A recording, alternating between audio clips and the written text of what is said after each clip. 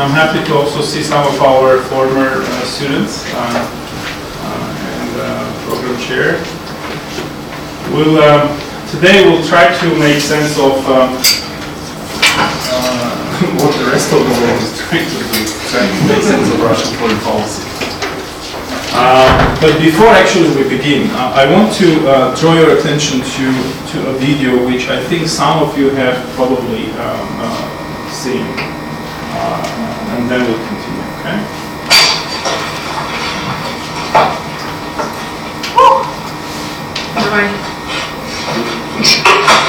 Can you see if she plays well?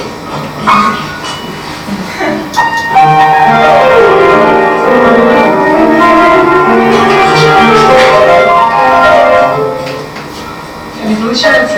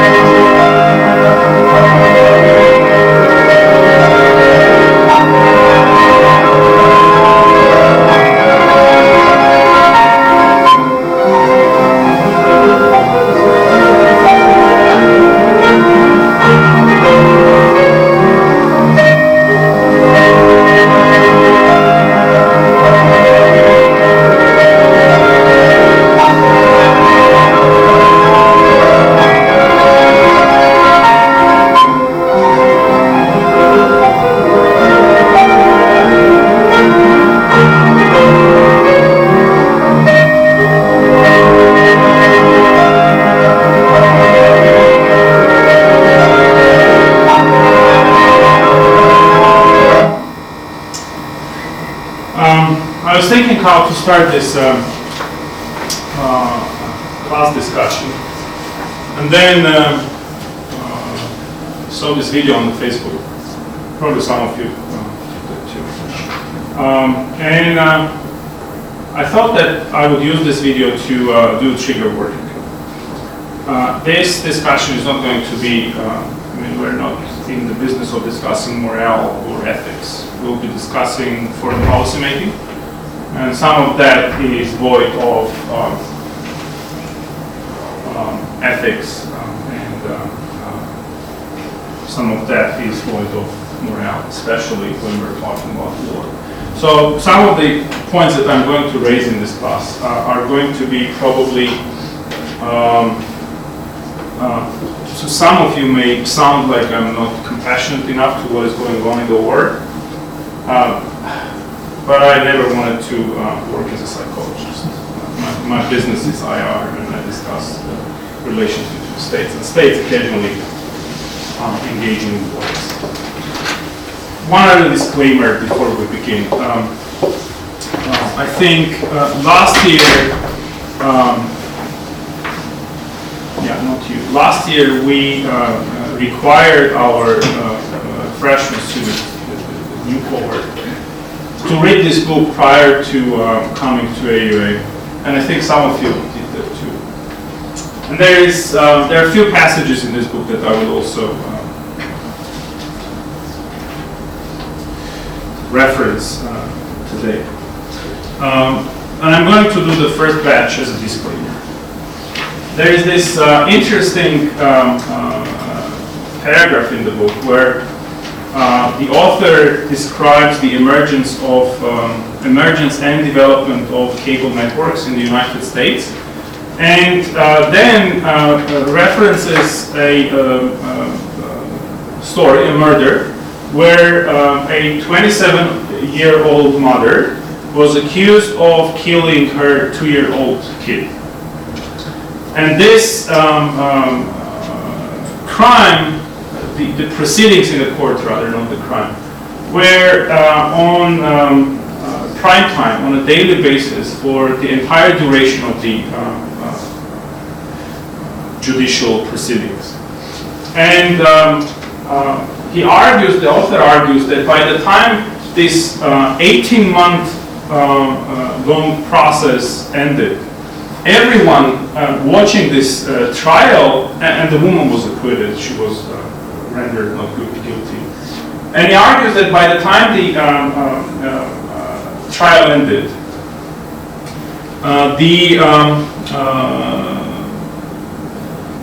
audience, the audience of this HLN network, which was the alter ego of CNN, thought that they know more of Florida murder statutes than, in fact, their constitutional rights. In other words, there are too many opinions on, we're talking about Russian foreign policy, there are too many opinions on Russian foreign policy, the root causes of the Russian-Ukrainian conflict. But I think here we have to distinguish between opinions of those that just are entitled to have opinions and opinions of experts. Just sitting in the subway, he says, and reading the news is not equivalent to understanding what you read and understanding what is going on. Here, probably one thing that I want to underline is that we always have to be cautious of the content that we consume in the media. But experts are also very often wrong. And here is an example of experts and governments, although those are, you have to put them in different baskets. Here is a snapshot of an article in The Guardian, the British newspaper, dated August 2000, which is around 14 months after the bombardment of Belgrade ended, the NATO bombardment, NATO invasion in Yugoslavia ended. The governments of the NATO member countries, as a justification for the need of the use of force against Serbia, have continuously cited the figure of 100,000 ethnic Albanians massacred at the hands of the Serbian militia under Milosevic. There was the criminal tribunal established in 1994, well before this war. Anyways, the figure that was cited throughout the war was around 100,000 ethnic Albanians killed, which is around 7% of the population. I mean, that's a huge number. A year and 2 months, 14 months after the war, the number ended up being just 3,000. And this is probably, I thought of this episode as a reference to the video footages that we were shown last night with barbaric killings, in what appears to be, of most likely civilians in the outskirts of Kiev. But even with that, the sources of understanding what is going on in the conflict, or sources of knowledge to interpret, in this particular case, the foreign policy of Russia, have to be diversified. We often end up reading, treating news that we readily agree with as being valid manifestation of the situation on the ground of the realities. But in fact, we have to be, and I think Karbach or in 2020 underlined that need as well. We have to look for reliable news wires and not agreeable content. And for that purpose, I always encourage, especially on Russia, given how much propaganda is out there, Russia, Ukraine, all of this. I mean, how much propaganda is out here, flooding from all sides. For that reason, I encourage to consistently also read magazines that you disagree with. That would be an important addition to your ability to filter content and interpret what is going on in the world. As I said, there is propaganda on all sides, and our filtering ability is what will distinguish, at the end of the day, distinguish you from those that are reading the news in the subway and thinking they know stuff. And this is obviously a cover page from my favorite magazine, New Yorker, that it's Iron Curtain. I think you understand what Iron Curtain. So there is a lot of propaganda here, which I will be trying to oppose. Today we will do the following, basically. That was pretty much an introduction. Today we will do the following. We'll try to better understand the evolution of the Russian leader, the incumbent leader, President Putin, the evolution of his worldview, and then we will segue to understanding the complicated system, if there is system. One of your pieces of your literature, by Fiona Hill, she was questioning the entire assumption that there is any system in Russia, which we will discuss about. So we will segue into discussing the Russian foreign policy and decision-making system, for the lack of a better word, and we'll understand who eventually has better access to the ear of the Russian leader, if that matters at all. We will also try to raise some questions of which I'm not sure that anyone literally, not only in this classroom, anyone literally really understands. And that reminded me of, and obviously we also have a group presentation by two of our students. This is especially for our guests. We will present the inner workings of the Russian Security Council. All this, to begin with, reminded me of an article by an old friend of mine, published in Kommersant Vlast, the magazine or the newspaper, 8 years ago. Alexander Gabuev from the Carnegie Moscow Center published a very, very good piece in 2014 about the demise of the quality and quantity of Russian experts in Washington, the results of which we see today with the lack of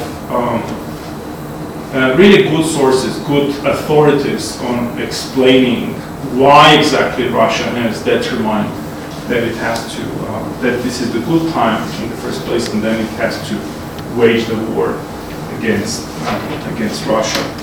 Gabuev cites the 1983 decision by President Reagan, who institutionalized a scholarship scheme, to put it in layman terms, a scholarship scheme to encourage aspiring Sovietologists. Back then, the Soviet Union was still around. Aspiring Sovietologists or those with interest in Russian studies to do that, which covered their some of the tuition fees, some of the travels to the Soviet Union, back and forth, the living expenses there, and that eventually has nurtured a very sizable and high-quality cohort of those understanding well of how Russia performs and the reasons of Russian performance, both in foreign policy and domestic politics. Some of the names are, just to ring a bell for you, is Madeleine Albright, that benefited this program, who unfortunately passed away probably a week or so ago. Condoleezza Rice, who occupied many positions and whom we will cite again during the class today. Michael McFaul, who was an ambassador Obama's second ambassador to Russia, probably not the smartest, but still one of those that benefited this program. But that Soviet studies have not started in United States in 1980s. Probably neither of those really were around in early 20th century. Probably the first good authority of interpreting I'll use the title of this telegram, the sources of Soviet contact, was the well-known long telegram by George Kennan, who at the time was the deputy chief of mission in Moscow, ambassador in Moscow, capital of the Soviet Union, and then briefly became the interim ambassador between the postings there. And that Kennan is known for being the father of containment. He basically sent a telegram. I will cite his work shortly. And that was probably the most authoritative piece of scholarly writing, even though that was just a diplomatic telegram, the likes of which you probably have seen in the WikiLeaks more recently, where he was advising the State Department and the White House on their Soviet, on the conduct, on their treatment of the Soviet Union. But then, 1991, Soviet Union collapses. None of the Sovietologists have predicted the collapse of the Soviet Union. None of them. And then occasionally, the Sovietologists essentially lose job. They appear to be useless. Also in the eyes of the government, because they have not justified basically the investment made in them. And then there is this decision in Washington that Soviet Union is no more a threat, and then we have to switch our attention to Asia, which is still in the making, but still that was a major blow to the future ability of United States to understand the sources of Russian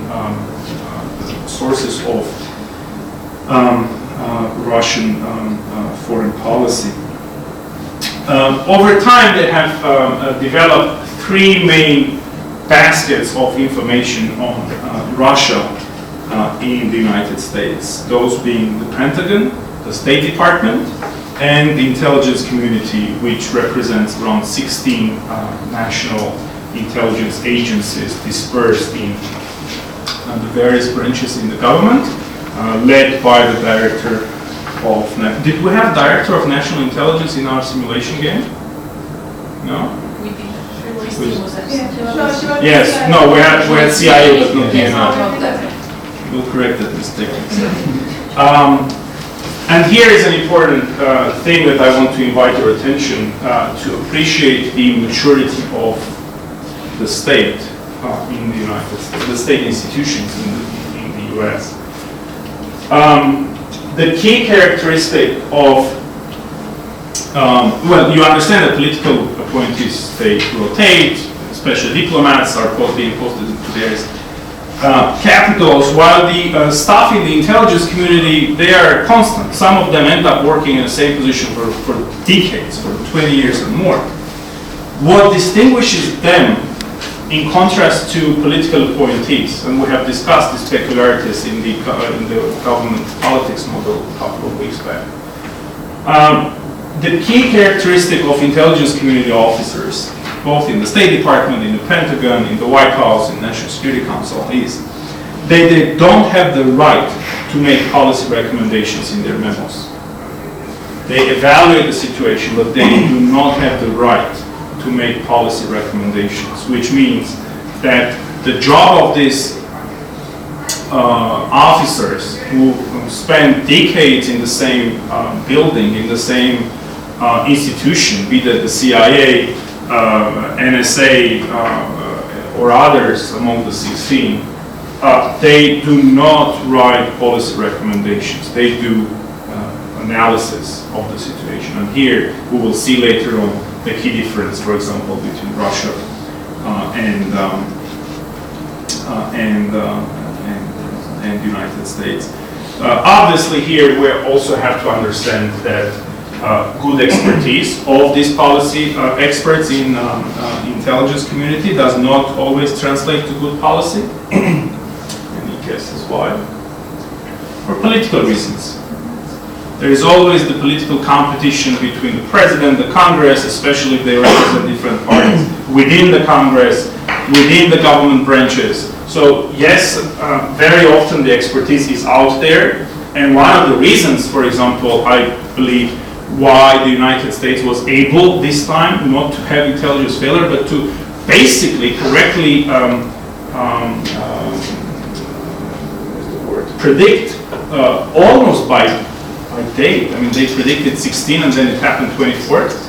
The day of Russian invasion, the day of the Russian preparation to really invade in Ukraine, which was being consistently mocked by the Russian government, the media, everyone, and I will have an example down the road, was that the director, the incumbent director of CIA, is a man who has served as ambassador to Moscow in 2005-2008. So he's a Democrat, but I think he's a Democrat, even though he doesn't manifest that in any ways. Bill Birds, who was the ambassador of Bush in Moscow 2005-2008, and then Obama recalled him in 2009 to serve as in our post-Soviet mentality, first deputy foreign minister in the State Department. He is the director of the CIA, and he could read the Russian policy preparations, and that is why probably they have successfully predicted that. Oh, now of course there is the media pressure that puts some limitations to the decision making, some facilitates some decisions which are not ready, that results in penultimate decisions. Anyways, this is the layout that I wanted to give you of the significant demise of a number of significant demise of the capacity of the American government to understand Russia, which I think is one of the reasons why we have this conflict now, and why something that has basically resulted in disregard of continuous Russian expressions of their anger and humiliation over the decades, which resulted in the war. Now, obviously, I'm not justifying it. Any questions so far? This is the quote from the long telegram I mentioned earlier. Here, basically, the phone's got messed up. But anyways, here Kenner basically says that the only language Russia understands is force. You force them, they back down. You force them, they back down. And probably this is the logic that we have had in the Cuban Missile Crisis, right, that we discussed. The Russian president has not always been so such a revisionist, put it this way. In 2001, and I think Fiona Hill discusses some of this in her book chapter. In 2001, he was invited, and this is less than 2 years in office. 14 months, around 14 months in office. He was prime minister. Yeltsin resigned in New Year. He became the interim president. Elections in March, I think, 2000, year and a half, let's say. Being a president, he is invited to Germany, where he was posted in Dresden earlier as the KGB officer, to deliver a statement to the Bundestag, the German parliament. And here is what he says. He says, Russia is a friendly European nation. Stable peace on the continent is paramount goal of our nation. Democratic rights and freedoms are the key goal of Russia's domestic policy. Fast forward 21 years. You almost feel that you have to go home and double check whether this was really Putin. But it was. There is even this,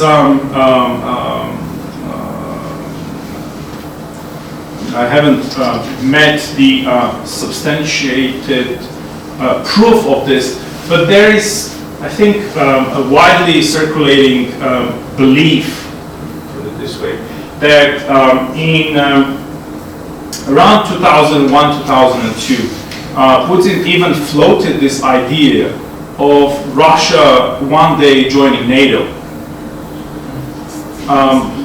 Not sure whether that was the case, but that was probably over a dinner conversation. He said that even in his speech before this war. He said that in his speech. They did? Yes. Yeah. So, we have to take his word With for it. Clinton, because I had this conversation with Clinton. Oh no, Bush. Should be Bush, because... Already joining, whether we can join or NATO or not. No, I think it was Bush. Yeah, that's a good reminder, Lydia. Thank you. Said that we didn't get that message from. Yeah, in her book she's kind of more articulate, saying that, not only that, I think in her book, which I recommend to everyone, she says a couple of things. One of which is that we never, that part of that conversation was never scripted. So it is not in the U.S. National Archives. And then she also says that there was no agreement between Schulz and Shevardnadze on the non-expansion of NATO, which I think is historically wrong. Anyways, but yeah, good point. What is clear, and what pretty much everyone understands now, that becoming the president in 2000, he hated what happened to Russia, and Fiona Hill actually starts this book with that, I think, image of Putin standing in this office in Dresden, seeing German people surrounding the... did you read that, Armina? That's what you're saying? No. Okay, I thought that you read it, because I didn't remember the details. I think she portrays this situation, I think in her imagination, that Putin is in the building, people kind of put a siege basically on the KGB building in Dresden, which everyone obviously knew, the KGB building. And he sees, for him that was the demise of the Soviet Union. Yes, Ophelia. Every single documentary I have seen about Putin started that he couldn't take the fact that he, the Soviet Union, KGB, the Central Bureau left him alone, and then he started to hate public, demonstrations and everything because of that. And even after becoming a president, he reinstates Soviet data. The word Soviet Union changed to Russia, but he does that. But even after that, in 2003, he still maintains this narrative, and this is before the Iraq invasion, that by mentality and culture, people of Russia are Europeans. How far he has gone in the past 20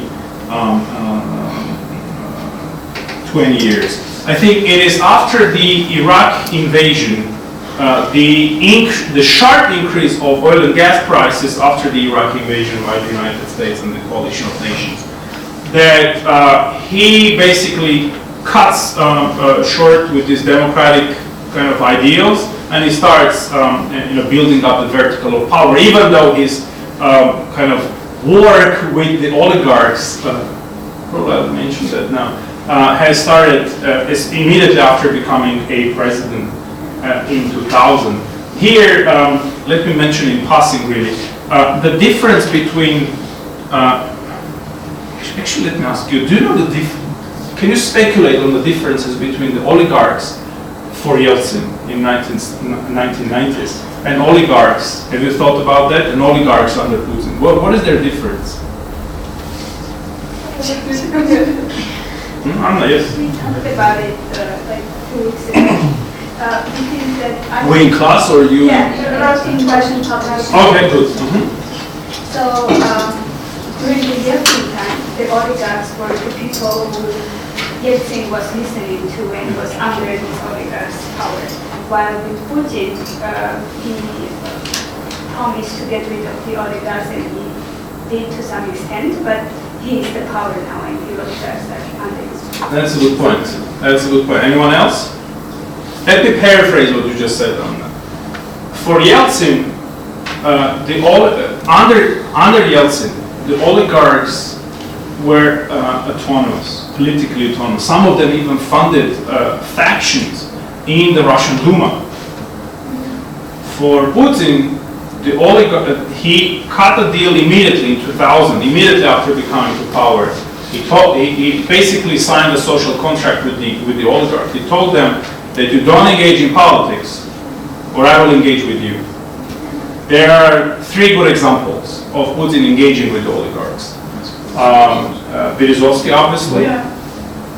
Medinsky, who was a media magnate. He he was the head of the MTV, I think, one of the lead federal channels in Russia at the time. He had to flee. He had to flee to Israel. He had dual citizenship with Israel.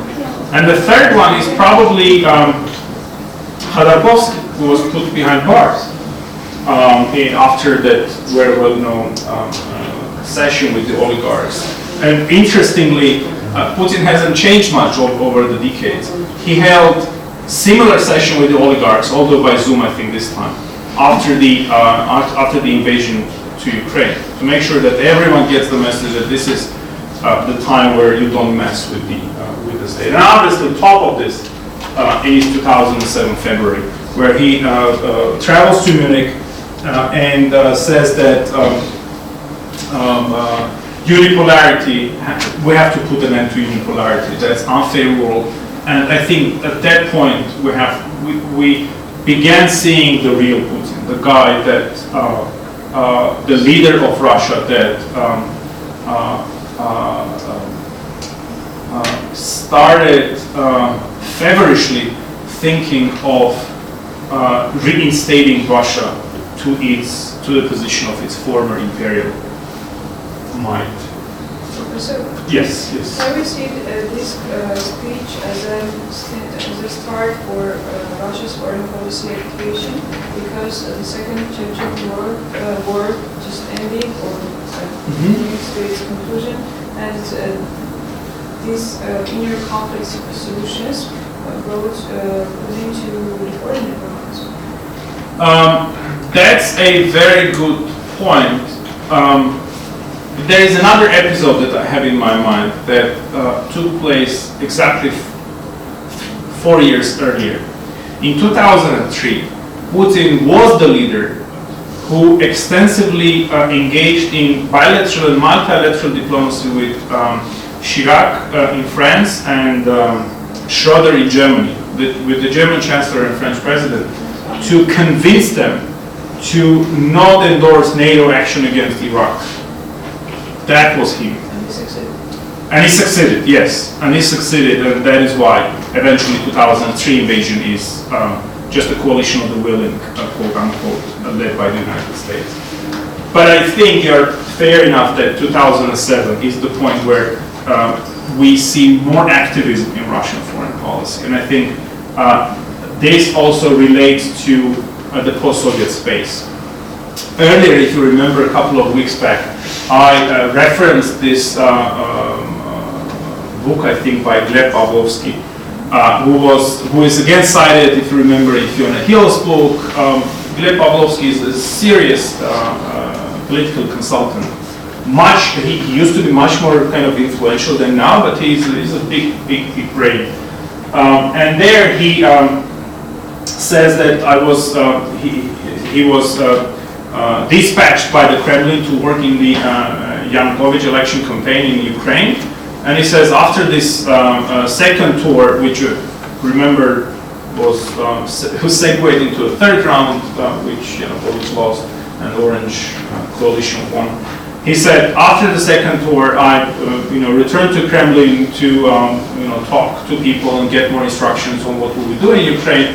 And he says, I met with bottles of champagne and people congratulate me, and that's the point where I understand that these people that lost touch of what is happening in Ukraine, that they have not realized that we have lost in Ukraine, we're losing and we will soon lose in Ukraine. So 2003, 2004, probably there is more episodic kind of features of Russian activism in foreign policy domain.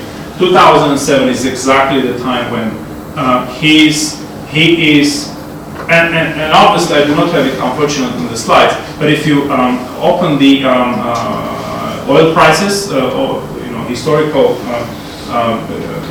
graph of the oil prices between 2003, say 2014, Crimean invasion, you will see that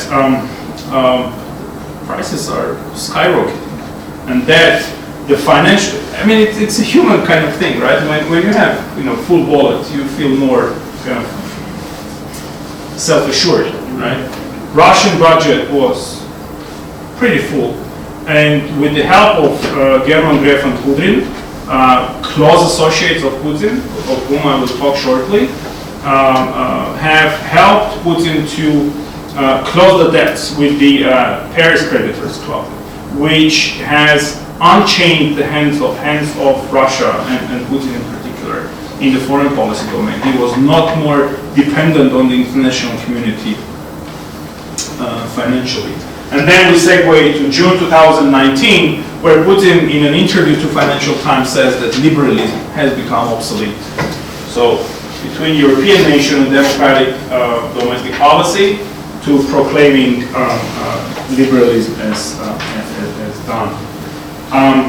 And that, I think, is, I think he's celebrating sort of a victory, because we were looking up without this earlier. His major European ally, Viktor Orban, has won the elections in Hungary last night.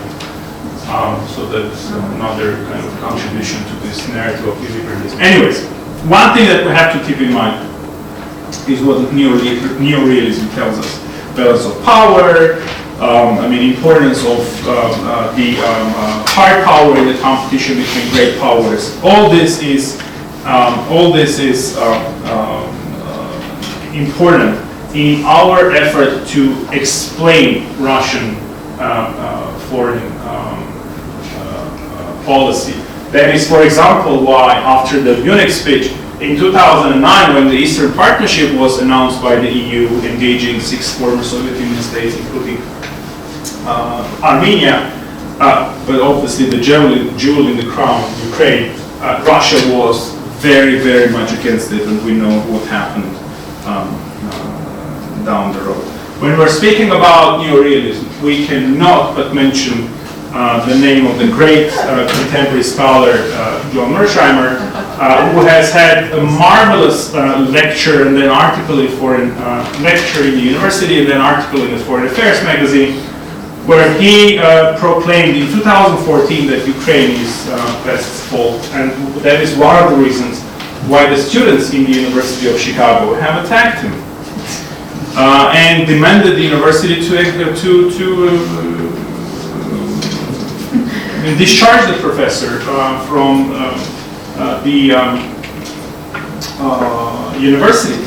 And fortunately enough for the Chicago University of Chicago, the president and the provost of that university stood, protected the back of the professor and told that this is called academic freedom. You may agree or disagree, but you're here to learn. So that's an important thing. That also kind of tells us earlier I was talking about the lack of about the reasons of lack of proper Russian studies experts in United States, and this is what we have towards the end of that story. Just few people, maybe 5 or 6 people, really able and trying to invest their time and effort to explain and not criticize. Probably critical thinking is an important feature of experts and scholars, but not criticize. Anyways, 2008. Earlier I was mentioning, any questions so far? 2008. Earlier I mentioned Ambassador Burns, who is now I've had the privilege of meeting him once and then working with him very briefly in 2017 and 18. He was the president of the Carnegie Endowment at the time. And he resigned under Trump with hundreds of other diplomats. He was the highest ranking diplomat in with the diplomatic rank, in terms of diplomatic rank in the State Department. He resigned under Trump. He said, I don't want to work with foreigners. Anyways, 2008, Burns is ambassador to Moscow, and Condoleezza Rice is the state secretary. President is still, Bush is still the president. In March,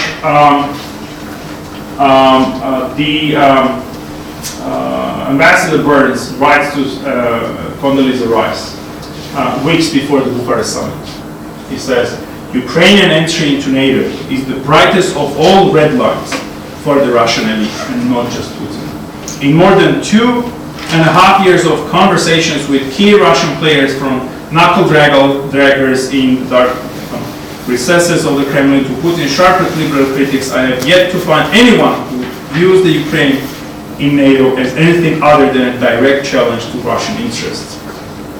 So this narrative that this is only, this war is the brainchild of Putin, and there are these angry people that we have to remove, and then everything will be back to normal, is it's nonsense in the first place. But important of all, this was in the confidential cable sent by Burns to Rice in 2008, which incumbent CIA Director Burns, before his current appointment, has published in his book, which I recommend everyone, and I think we had a chapter from here. Basically, what this tells us is that everyone in Russia interpreted the Orange Revolution 2004 and the aftermath of the Orange Revolution as an anti-Russian enterprise.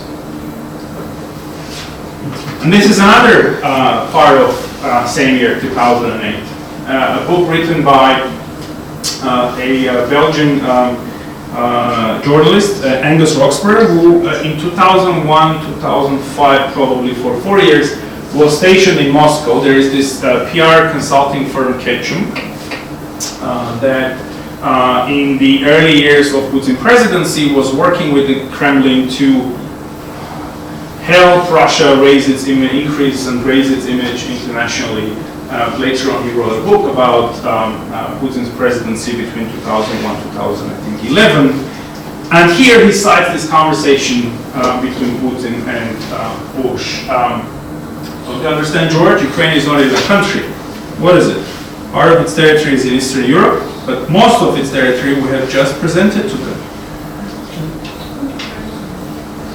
Another more diplomatic narrative of that same idea is in Putin's speech in Bucharest Summit. And I'm underlining Bucharest Summit because that's, I think, the key right after the Munich speech, February 2007, because here is when, under the pressure from France and Germany, the pressure by France and Germany prevented outgoing President Bush to extend membership action plans to both Georgia and Ukraine. But nevertheless, the Bucharest outcome document cited that both Ukraine and Georgia, where revolutions have already taken place in respectively 4 to 5 years before, will become members of NATO. And you remember Burns' cable earlier. Here, he basically says, if NATO issues and other problems are introduced into this complicated situation, this can generally put statehood of Ukraine itself on the brink of existence. There are complex internal political problems too. You also need to be very very careful, Putin says to the journalists after the Bucharest summit in Bucharest. And I think this is a snapshot of his engagement with the yes. This time also we had a long, 100-hour-long lecture about Ukrainian. Yes. Well, actually, in 2019, that's a good point you're reminding, Melina. I think it was 2019 before COVID, where he closed himself down in the Bachar-Burchey presidential residence, and for a few weeks, and then he produced this long article about the eternal kind of not friendship, but eternal similarities between Ukrainians and Russians, which are one and the same nation. So this is what I want to underline here, is how this problem that we face today was emerging over the years, and not something that was created in 2022 because, I mean, I think you all came across these allegations that he's sick. This is not one man, I mean, to a significant degree this is one man show, but this has been brewing for 2 decades, and I want to show the evolution of this. Short, anything else? Yeah. Short reference to this marvelous, I think, article with a good sense of humor by former NATO commander in Europe, Admiral Stavridis, in Foreign Policy 2016, where he was listing 6 essential points on how to negotiate with Putin on everything, he starts by urging everyone to start by understanding the Russian worldview, to start by understanding how they look in the world, which is something that many people don't pay enough attention. I'll give you an example with the case of sanctions. Look at the sanctions on Russia. I think I said this on our faculty panel on 24th, which coincided with the beginning of the war of February, and I'm still of the same opinion. The sanctions, yes, will slow down, maybe will stop, depending on how long this war will go on, the development of Russia in many spheres. But that is not going to make people revolt against the Kremlin, against Putin. Yes, economic difficulties will result in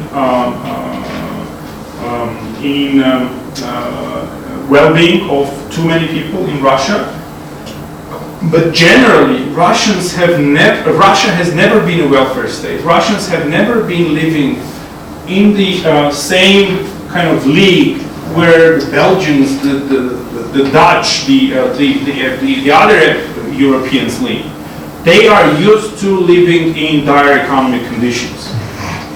It's fine for them. It is not a major argument why people would start hating their leader. And I'll show you public opinion polls in a moment.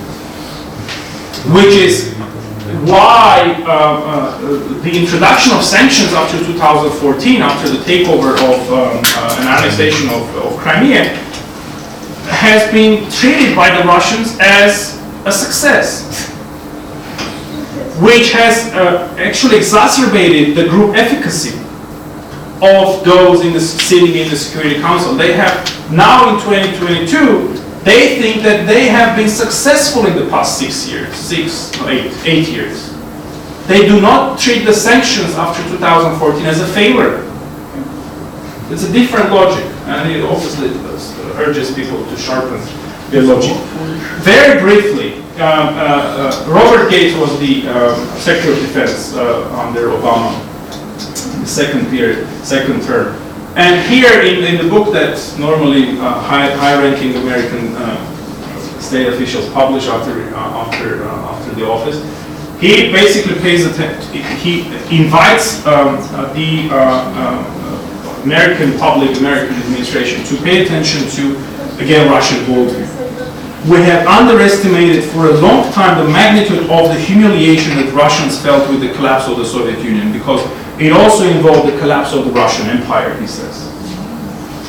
Published in 2014. This is what I think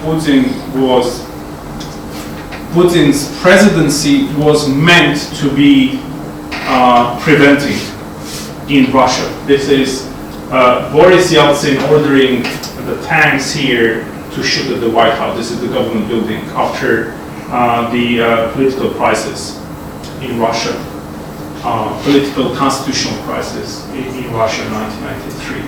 And I think this is the social contract of Putin. He has never elaborated how he is going to do that. Yeah, he has not discussed the methods. Okay, methods may involve killing the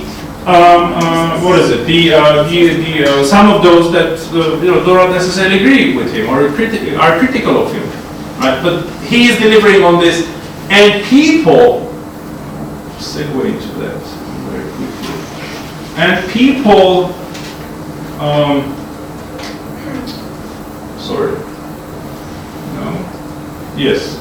endorse this. Now, we can say that Xiaomi is a pro-Kremlin polling organization, fine. They say 71% of people support Putin in the war. The Public Opinion Fund cites, which is not necessarily Kremlin-dependent, cites 65% support. The Levada Center, a poll conducted late March, which is 1 month into the war, they reported that activities of the president are approved by 83% of 83% of the Russian public. Yes. I have listened to the opinion, and I think it's a very, very valid one. That these numbers also are because of the ban of the use of war in the service, because they say like special military operation. These kind of programs people not very much. It's even worse, Ophelia, in fact. This is the fourth war, right? No, this is late March. Listen, it's even worse, in fact. In a country where dissent is punished, be that something between Pussy Riot to Nemtsov killing or Litvinenko or Skripals in London, etc., where dissent, you know that dissent is being punished, you would probably think twice before voicing your opinion. And I felt last week that some of you feel the same way about this classroom. No, freedom of opinion is encouraged in this classroom.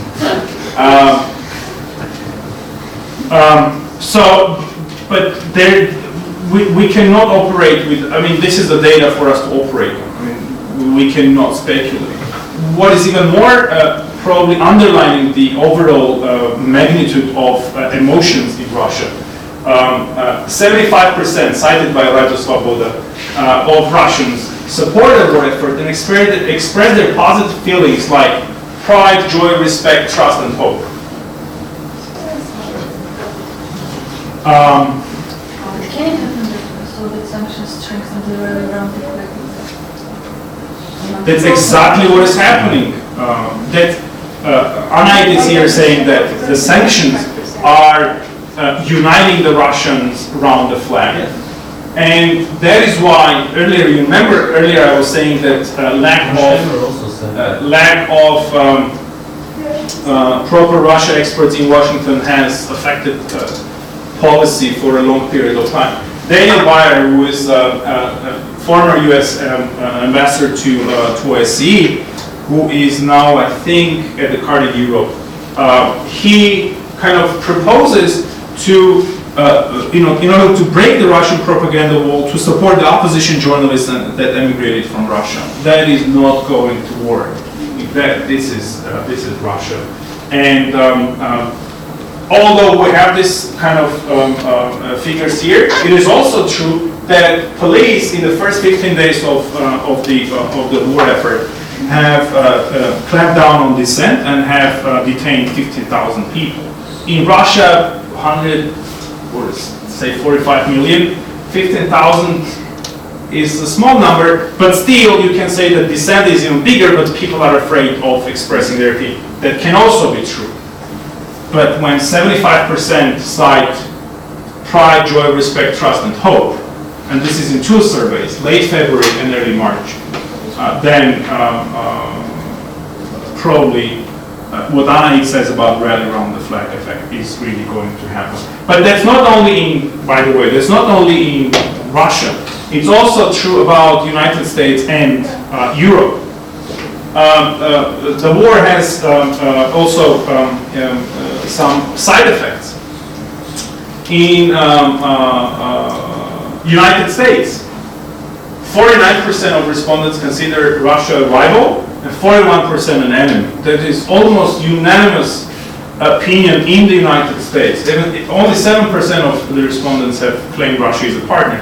Almost unanimous, 90% strong support with any anti-Russian policies to be adopted by Biden administration, which is very important for Biden, given the 45-ish% of job approval rating as we speak. So that is also an important kind of factor in the United. That is a benefit of the United States in this present war. For Europe, the Russian threat obviously has united more the ranks of the NATO member states, but also 2 of the non-NATO countries, Finland and Sweden. The public opinion there of joining NATO has significantly increased in favor of this effort.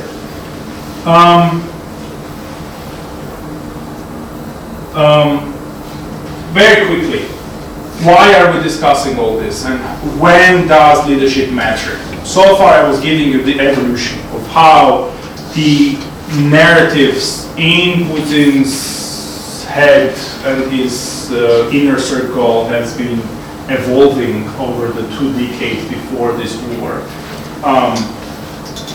When does leadership matter? We have learned a few characteristics, right? When does leadership impact?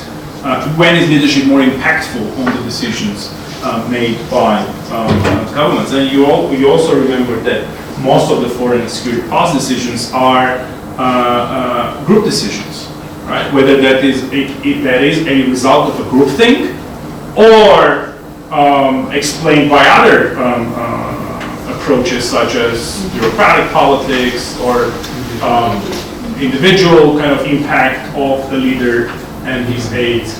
Obviously, here we talk about regime type, and in Russia, regime type is something that discourages dissent, the leader's interest in foreign affairs, crisis situation, his personal characteristics, prior diplomatic experience, expertise in the subject matter area, and style of leadership. All this is about Putin. Now imagine how impactful he is on the decision-making process. But it's not only him, as you remember from Burns' cable, that's called WikiLeaks. We have discussed, and you have obviously watched the Security Council session on 22nd, first? 22nd. The February 22nd meeting of the Russian Security Council, where President Putin was sitting 30 feet far from his close aides, which demonstrated the lack of impact of so many of them. But it also demonstrated something else. Well, about Naryshkin, we will have a separate discussion, and Tamara and Melina will talk more about that. And I think Naryshkin is in everyone's kind of, I think few people will be sacked after the war effort. Naryshkin, the guy leading the Ukraine and post-Soviet area, how it is, do you remember? Who deals with the post-Soviet area in the Russian presidential, in the Kremlin? Kozak. Kozak will be sacked. I'm almost sure. But anyways, these are people that have been in same or similar positions for a very long period of time. There is probably only one government official that has been removed, that has been jailed while being in government. That's Lukaev, the Minister of Economy, 2016. Corruption charges, 2 million bribe, but that's an interagency kind of, a result of an interagency competition between him and Sechin. Anyways, these people have learned, I remarked earlier on Crimea, have learned that they're winning. They have learned that they're winning. They have successfully, but they meaning, let's say Russia, under their watch and under the watch of the President Putin, has been successfully filling the vacuum in Middle East. Developing relations with closer relations with Israel. Military presence in Syria. Paramilitary presence in Libya. Closer and closer ties with China. What else do I have? Economy is doing good. Well, it was doing good before the war. The Crimea takeover was almost seamlessly, digested by Russia. The crisis and critique was all about Donbass, not Crimea, right? Google Maps has changed the book. But in terms of their thinking of themselves as a group who endorsed, you obviously remember Narishkin, president's policy choices on camera, which was, by the way, pre-taped, it was not live, because everyone's watch was showing different time than the time of the broadcast. And Putin has intentionally broadcast that to show that there is unanimity in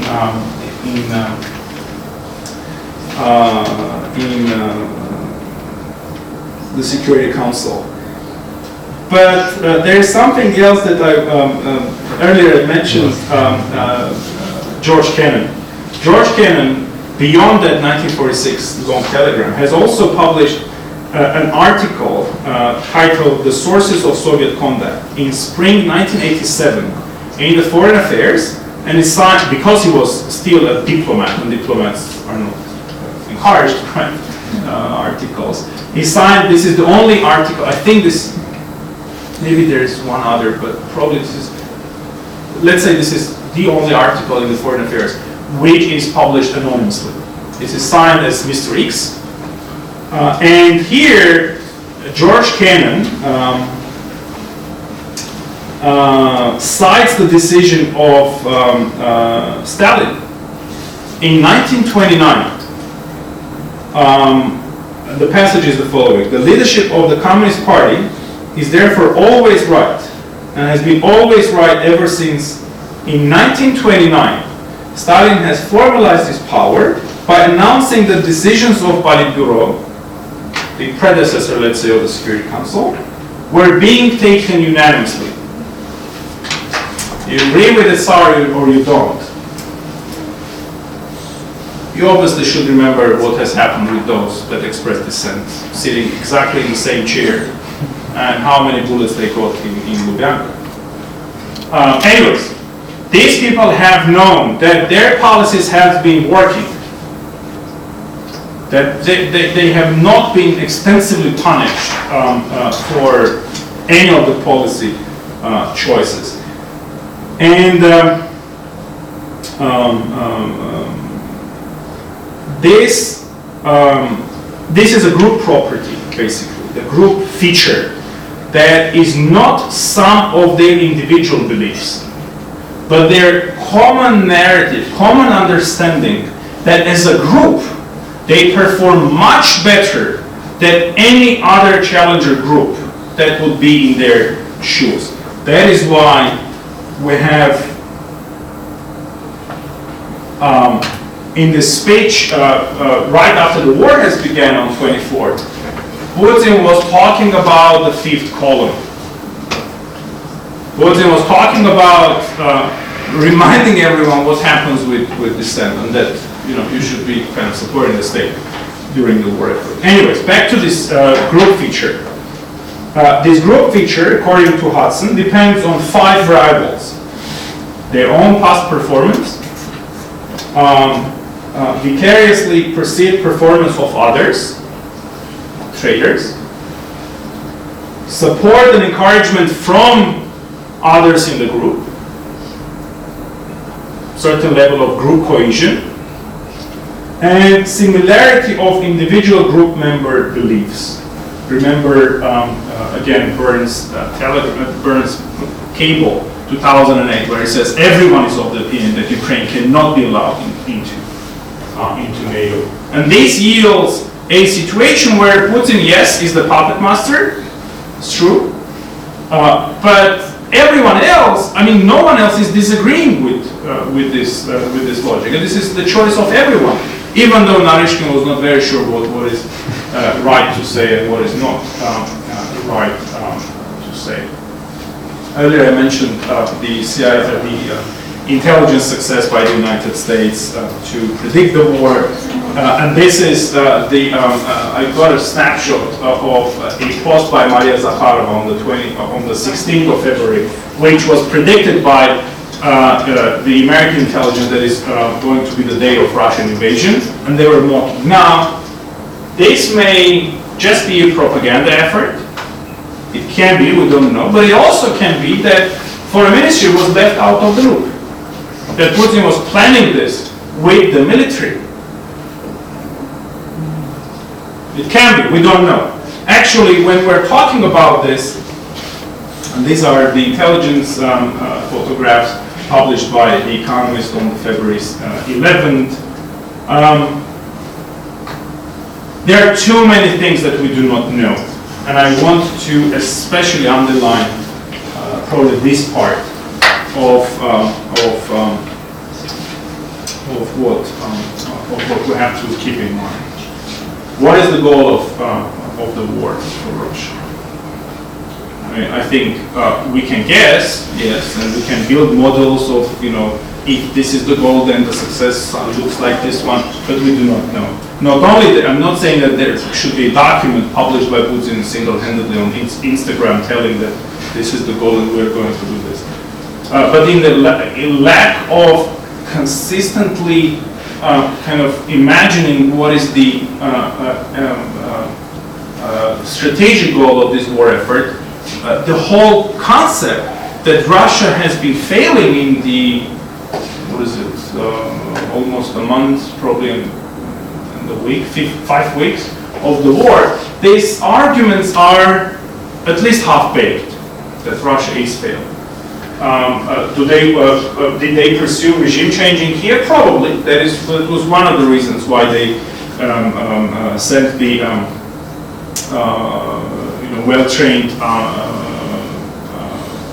soldiers, the paratroopers, to Gostomel, the airport near Kiev, why they were fighting in that area.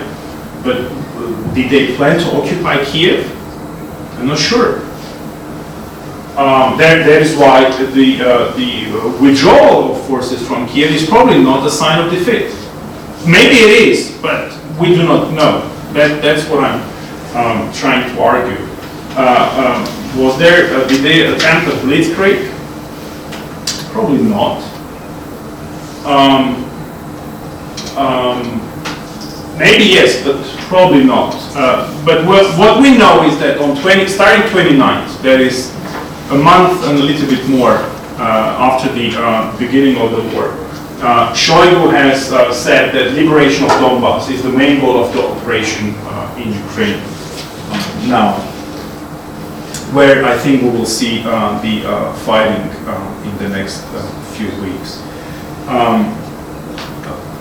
Even if the liberation of Donbass is the goal, do they plan to occupy this or liberate, quote unquote, more land for these puppet regimes in Donbass and Lugansk? just like they did for Crimea before the annexation, before the referendum and annexation.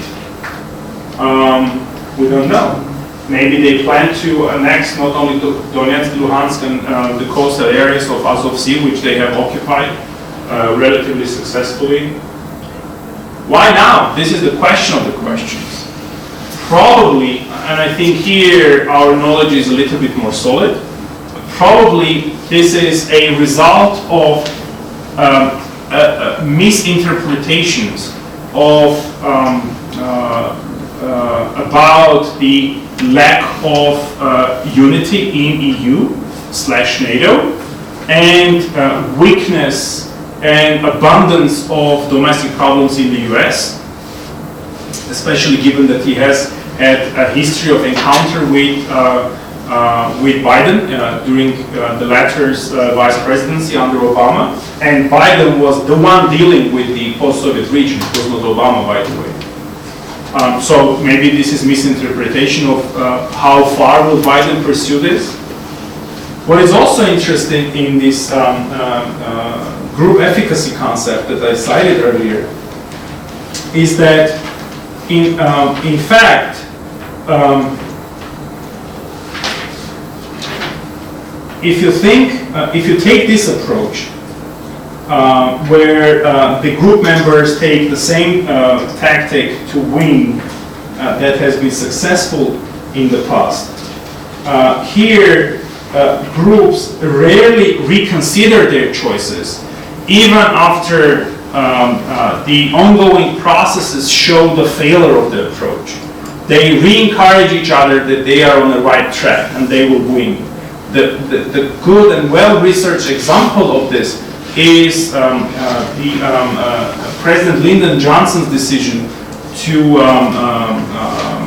double down the troops in Vietnam in late 1960s, which eventually resulted him to drop the whole idea of running for the second term, because he was kind of supported in this effort by people like McNamara, McGeorge Bundy, and others who have had success with the same Soviet enemy in 1962. They knew how to trick with the Soviets, which eventually led to a failure.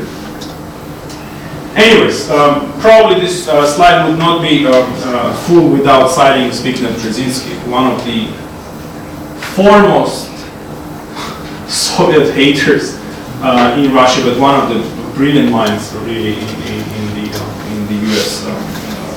Political establishment in the 20th century, who wrote in his 1998 book, The Grand Chessboard, that without Ukraine, Russia ceases to be a Eurasian empire. It's not something not only kind of appreciated in the United States, but probably Russians know this too. That is why they will fight for long. And earlier I was mentioning about sanctions. Former French ambassador to Moscow, in an interview to New York Times, says that power for Russians is arms. It's not the economy. Sanctions will not, put them on their knees, probably. Yeah, I said probably one of the possible versions could be that MFA was out of the loop because you do not put your professionalism on the line. I mean, it was Lavrov, right, before it that was negotiating about the security guarantees with the West. I'll talk about that in a moment. No, out of loop about the invasion, I said, not the Russian-American. I mean, we understand. I do not necessarily imply that everyone should be of the same opinion, but I do not think this is a war about Ukraine. This is a war about the future world order, and a war about the future of the Russian-American/Chinese relations. This is not a war about Ukraine. Okay. Lavrov mentioned not once that diplomacy should be given a chance. That's his job. I mean, that's his operational kind of move. That's what he do. That's what he does. What I meant here is that it's just so staged. you do not. Well, this is the reception house of the foreign ministry. I know this house. this area is where this and here is the area where Lavrov normally, very often meets foreign colleagues, right? Stage, not stage, I do not talk about it, but I mean, Zakharova, I mean, a high-class professional by every standard, by every measure. And if you know that there is going to be a war in less than 10 days, you do not do this. And I imply this rationally. I mean, you do not do this. You do not put your, well, because you do not put your professionalism on the line. This was not a post that helped in any way or shape helped Russia in conducting foreign policy. Or maybe the decision was made after this. The decisions of starting a war are rarely and never in the case of superpowers or great powers being made in the spur of an hour. Okay. Never. No. One of the biggest questions, and we will return to Ophelia in a moment, if, and I mentioned this earlier, if Putin is emotionally stable. I'll discuss that to just cover for a question. Yes, Ophelia, with a question. Yes, I have two questions. So in our reading by Fiona Hill, we have this notion that Putin's system is ad hoc and it basically is built upon his skills and experience and everything. And at the initial stages of any decision making, he allows kind of a disagreement between the stakeholders, but then he listens to the alternatives and makes his own decision trade-offs, after which no one can object his decisions. But also we have that the core of the system are the oligarchs, because by being their CEO, he kind of takes control of the wealth of the country. And in this case, we see that going and outside that group, the small group, we have the state apparatus, which are the officials of federal and regional governments. That's what she describes as the system of decision making. But isn't this kind of outdated? Because if the core is the oligarchy, then going for a war would be very not okay with the oligarchy, because they would know the effects of sanctions on them. So maybe this has kind of changed in the recent years. If you bear with me 7 more minutes, I'll answer the question. That's a very good one. And the second question is about Misheimer's structural realistic approach to Russia. I understand his approach, and he compares Ukraine to Cuba and says, look what US has done in Cuba, so it's very rational for Russia to have that. But also I've seen a very recent debate and like in the academia and political thought in the US, and they say that is Russia even a great power? So Misheimer argues that it's a great power politics, the tragedy of great powers, and he said that Russia is great power. But in the US reality, we see that they have constantly denied the notion that Russia is a great power. And there was even a debate in Young Rapper was saying that he's a marginal power because they don't have the economic. And I encourage everyone to watch that. Yeah, and so I mean, is the US wanting to show by this NATO extension that they do not recognize Russia as a great power? One of the words that people like Anne Applebaum, who is the wife of Sikorski, the former Prime Minister of Poland, a very well-known columnist for Washington Post and other places, and an author, a good author on a number of books, says that this concept of Russian humiliation, of which Putin is trying to recover his country, is only an excuse of being such a revanchist in the foreign affairs. I do not share this. I do think that there is there are many good pieces of evidence to claim that the sense of humiliation that many in the Russian elite have felt in the 1990s is one of the reasons why past 2003, when oil prices began to rise, Putin and the Russian elite in general began to be more self-aware and more aggressive, if that is the right word, in the foreign policy enterprises. I think what really is a mistake is that we are trying to, very often, we are trying to apply alien notions to interpreting Russian foreign policy. Earlier I spoke about the sanctions. Now my point, and I'm talking about your second question, great one. And I have to remind of this argument by Sylvie Bern, the former French ambassador to Moscow, who says that for Russia, it is never the economy. Economy is not the measure of the greatness. Now, yes, there are very good pieces of literature which claim that to qualify as a great power, you have to have this and this and that. But artificially comparing the statistical data between and among countries is not a good, is not a precondition of a good argument to claim whether Russia is a great power or not. I'll put it even differently. The Russians do not feel that way. The Russian elite does not feel that way, and they are ready to forego any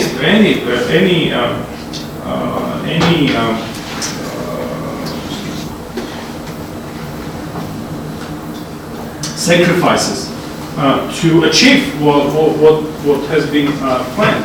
And I think here the kind of the statistical argument, if you will, would be to say that Russian population is the size of the population of Pakistan, which is also a nuclear power, and a country of, you have to correct me if I'm wrong, but just for the sake of an argument, I checked this a couple of years ago, not tonight, so I may be wrong with the data, the size of the economy of the Netherlands, which is also a gas exporting country. The Netherlands, by every measure, is not a great power. Well, it used to be, but not anymore. And neither is any of in the top list of leading economies in the EU. Nowhere close to France or Germany. But nevertheless, Russia is the country sitting in the UN Security Council, if that is the measure of the greatness. Now, there is this argument endorsed by people like Erdogan that, what does he say? People, the world is larger than five. I think that's the argument he says about referring to the UN Security Council, lobbying for the expansion of the Security Council. Yes, that can happen, but after a major war. Now, will the Ukraine war become that war? I don't know, but it's increasingly unlikely. Because, for example, and here we're talking about unknowns and uncertainties, what we do know is that after the initial argument of the potential of using, small-scale nuclear kind of weapons, on March the 1st, US and Russia established a secure communication line between the relevant agencies as a warning system for unintended consequences of use of any of the weapons of mass destruction in the war or in the context of, sometimes weapons do not shoot exactly at the location that you have planned, and Ukraine has neighbors which are members of NATO. And that is clearly a red line for the United States, clearly articulated. Now, here, oligarchs and the state apparatus, I'll answer this question in just a little bit, same as Avitis's question.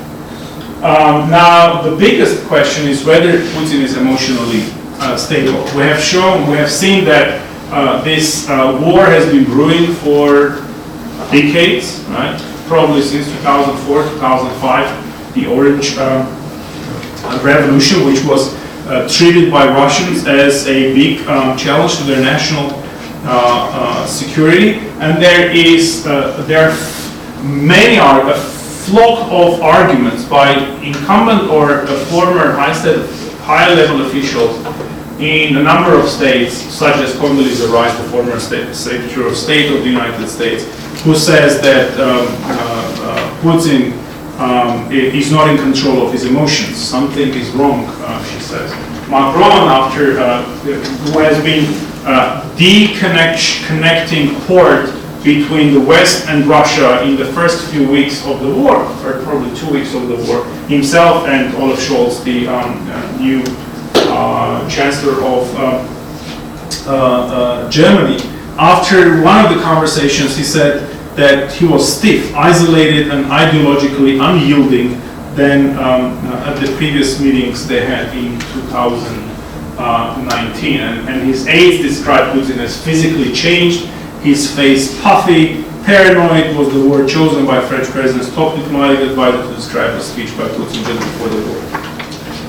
Now think of this. I mean, when I was thinking about this argument that his face is kind of changed,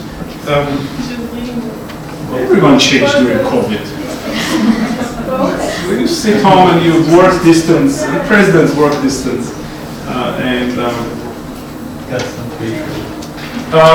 the former French President François Hollande said that Putin was drunk on his success. In recent years, he has won enormously. Crimea, Syria, Belarus, Africa, Kazakhstan. Putin tells himself, I'm advancing everywhere. Where am I in retreat? Nowhere. Which is kind of self-reassuring, especially in a situation where he has been working in isolation throughout COVID. And only select people in his entourage, in his inner circle, had direct access to him. And this insulation from conflicting views, CIA Director Bill Burns says, this increasing isolation and insulation from conflicting views made him extremely difficult to deal with. But he says he's not crazy. And this has been articulated by a number of very serious experts on Putin and on Russia and on people that are trustworthy, that say that he is exactly what he has been for decades. Ivan Krastev, one of the very big names in Russian affairs, says that Putin lives in historical metaphors. When this war began, I thought that Putin is trying to build his legacy, but my thinking was that he is going to build his legacy by inheriting to his successor a bigger Russia that is not, for the first time in the past 200 years, shrinking in size. But also I was thinking that he is going to recover for the loss in the Cuban Missile Crisis. Because I think this crisis is comparable to the Cuban Missile Crisis of 1962, where I think the Americans obviously won. And probably my favorite picture of when people speak about Putin's emotional stability, this photo of Macron in the process of talking to Putin, a series of photos that his office released in the aftermath of one of the conversations.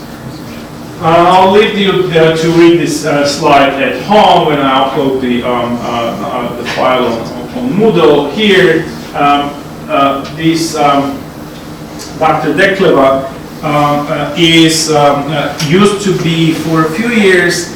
Well, first of all, do you remember when we were talking about the individual decision-making model? We were talking about this legacy of Gerald Post. Remember the guy who was working in CIA in 1970s, and he established this unit in CIA of psychological analysis of foreign leaders in CIA. This man is post-student. And he also has an experience working in Moscow, in the US Embassy in Moscow. And he just says that Putin is ruthless. He is not emotionally unstable, he is who he is. And over years, he has become more ruthless than he used to be. And obviously, when we're talking about historical analogies that he kind of, his mind operates, probably one of the narratives that you have to be mindful of is this worldview of Russia as a besieged fortress. And this is not a coincidence. This is not unprecedented in the Russian history. I have to cite another passage from this 1987 article by George Kennan. Just bear with me. In 1924, Stalin specifically defended the retention of the organs of suppression, meaning, among others, the army and the secret police, the notorious NKVD, on the ground that, quote, as long as there is a capitalist encirclement, there will be danger of intervention with all the consequences that flow from the danger, end of quote. The siege mentality has been haunting Russian leaders and for a long time, and this is not just a Putin mentality. Stalin was, well, that's good or bad, and we're not doing an ethics class here. Whether good or bad, this has been the worldview of Russian leaders, and obviously under Putin we have seen increasing state budgets of organizations like Mosfilm and others to produce new documentaries to rehabilitate Stalin's historical image in the Russian collective psyche. These are two probably quotes that I want to pay to bring your attention to. These are mixed quotes from the back channel by Bill Burns and the Fiona Hill chapter in her book with, I think, Cliff Gaddy. Here, 2006, he tells, well, there's this nice passage here by Bill Burns. He's ambassador in Moscow, 2006, and he says, we are waiting at a hotel, and Putin is known for making his guests wait for hours, and he even kept the Pope waiting for more than an hour. Anyways, 2006, they are, Burns is with Condoleezza Rice in a nearby hotel close to Kremlin, waiting for their time of audience to enter the Kremlin. And occasionally, after more than an hour of waiting, they get a call from Putin's protocol of telling them that the meeting place has changed, and now they are invited to Barvicha, which is around 40 minutes, 50 minutes from the Kremlin, which is the presidential dacha, the residence. All the oligarchs presidents are invited. Yeah. And they are expected there. And Burns says that, well, I tell Rice that if you don't mind, go, and he says that she's fine. We travel, we drive there. And there he says, we enter the house and we see the entire list of Russian Security Council sitting. They're celebrating Igor Ivanov's and Medvedev's birthdays, which obviously involves a lot of drinks. 2006 is the time when when Georgian wine is still under sanction, but Igor Ivanov's, the former foreign minister, Igor Ivanov is from Tbilisi. His mom, at least then was alive, was living in Tbilisi, and they were kind of boasting about the good Georgian wine on the table that he obviously got the permission from the Tsar to import. And he says Putin starts the conversation. I mean, rice and birds are invited to the table, and he says Putin makes a biting comment after comment, bite after bite after bite, raising unpleasant topics, reminding of many ills of American foreign policy. One of which I think I picked for this Ukraine discussion. He's saying, telling Rice, how is your beacon of democracy doing? With 2006, just a year and a half after the Orange Revolution. Same place, he says, this is 2006, a year and a half before the 5-day war. He says, if Saakashvili uses force in Ossetia, which we are convinced he is preparing to do, that would be a great mistake, and the Georgian people would suffer the most. If he wants war, he will get it. Saakashvili is nothing more than a puppet of the United States. If Saakashvili starts something, we will finish it. He has never made secret of his plans. The second one is about Orange Revolution. Orange Revolution in Ukraine that same year, this is 2004, and the Rose Revolution in Georgia before that, led Putin to conclude that Americans were not only undercutting Russian interests in the sphere of influence, but might eventually aim the same kind of counter-revolution at his regime. Remember his social contract with the Russian people, without specifying the methods of achieving this in 2000, of protecting the Russian state.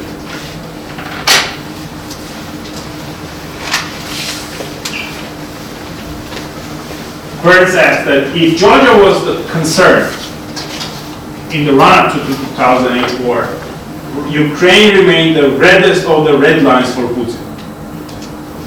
2006.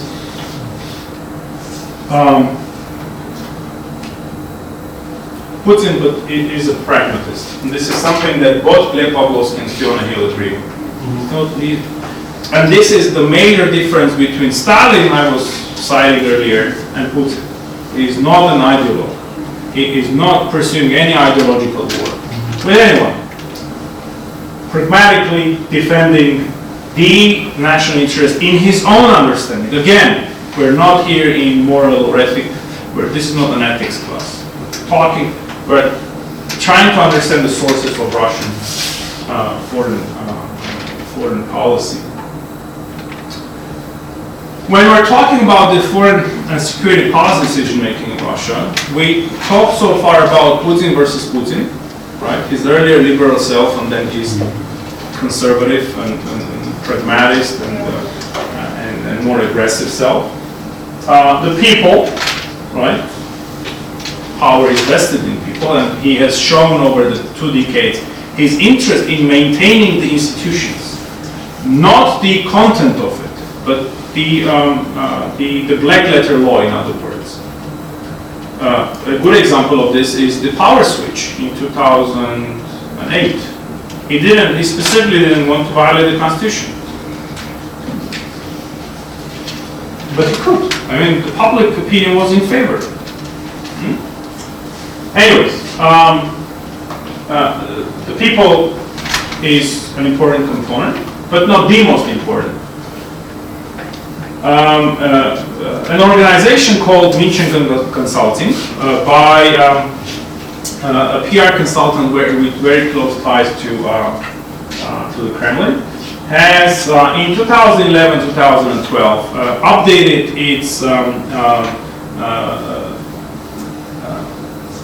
power tree of Russia, with obviously Putin at the top, and some other people that have access to Putin. These are people that over years have acquired nominal positions in the government, but also are people that are state oligarchs. And earlier I mentioned the difference between oligarchs under Yeltsin with political autonomy and oligarchs under Putin, who are oligarchs just because he agrees and he wants them to be oligarchs. It's the proximity that is the hard current that for 20 plus years has been the hard currency in Russia. Proximity to Putin, not ownership of any sizable assets in the economy. And here you see a number of oligarchs. The second in the row here, Zimchenko, Chemezov, Kovalchuk brothers. And this is 2012. A lot of things have changed, but we do not have an updated version of this. These people are his most trusted, and obviously Sechin, a military translator who has been his aide for a long time and is now the head of the Rosneft. And it was the struggle with him over one of the enterprises newly created by the Russian government that in 2016, Mr. Ulyukayev was arrested eventually. 2 million bribe is not a big deal in Russia. Anyway, these people are entrusted key areas in the Russian state to govern and to bring them to prosperity. And they are oligarchs just because the president wants them to be oligarchs, which sort of limits the potential level of influence of them on the president. They may have certain freedom of action, freedom of maneuver in situations when the president does not have a decision on something. In situations when the president lacks a decision, lacks a determined choice, they may have access, they may use the access to his ear to whisper some of the policy choices. For example, on Armenia. And it's, I think, probably not very known, but it's a matter of fact that this man, Igor Sechin, has had sizable influence on the president following 2018 in Armenian-related matters. And here you would see both the power bloc, the businesses, the political bloc, of which I will talk now. One of the main narratives that we see in the literature is this presumed conflict between the Silaviki, the power bloc, and the oligarchs, but also between Silaviki and the liberals. Now, in the context of the Russia-Ukraine war, the liberals have been very muted. Chubais left the country. Deripaska, who has earlier, by the way, interestingly, has a couple of times in the past decades, 2 decades, has said that if need be, this is almost a quote, I am ready to yield my assets to the state, to donate all my assets to the state, if and when need be. It's kind of a very vocal acceptance of the rules of the game. Obviously, witnessing what has happened with people like Khodorkovsky or Berezovsky or others. Now he has been sort of critical of the war, but has been hesitant to go the full way of being critical. The other oligarch, Abramovich, is engaged in the talks, obviously with the, I think, encouragement of the Russian,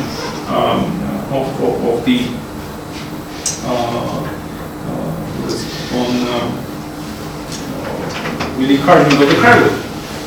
The media has reported in the past 2 weeks that there are mixed feelings and diminishing optimism in the elite as the war dragged on. Now this will increase the potential influence of the elite. They will not be fully influential. The president is still the only decision maker, and they are influential just because the president allows them to be influential.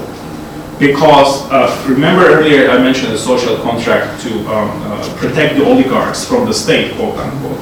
There was also part of the social contract was to be the arbiter in the competition between the oligarchs. He never, over the 22 years of his presidency, he has never appointed two people fulfilling same duties, because he doesn't want his people to be in conflict over neither power nor resources. And he promised them that he will be the arbiter any arguments would rise among them. The impact of liberals has also diminished. Remember 24th, I said that, February 24th, he said that fifth column and all that, which silenced the liberals, if there are any liberals remaining. But the liberals have been pushed out from the Putin inner circle following 2014 Crimea war, because liberals have not supported that operation. 2014, when operation succeeded, Putin saw no reason of keeping them afloat and just removed them. You would see here. This is another chapter of the same Politburo 2 report. This is 2012. Many people have lost influence. I mean, you don't see the names, but I'll read for you. Valentin Yumashev with Tatiana Dyachenko, the daughter and her husband of Yeltsin. Voloshin here, Abramovich, Chubais here, Sergei Ignatiev of the central bank. All they have been irrelevant ever since 2014, and even less now. Ivan Kudrin, who has been in the inner circle of Putin for long period. Almost a month, in the fourth week of the war, has written this on his, he's the head of the Chamber of Auditors now of the Russian government. On March 16, he has written on his Facebook page that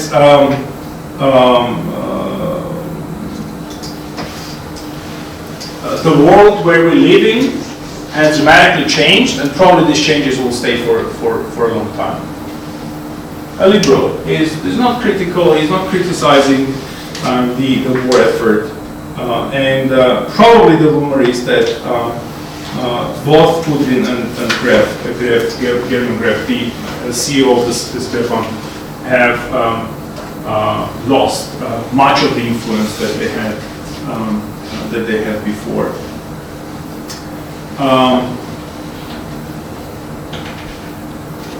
Now, any questions so far?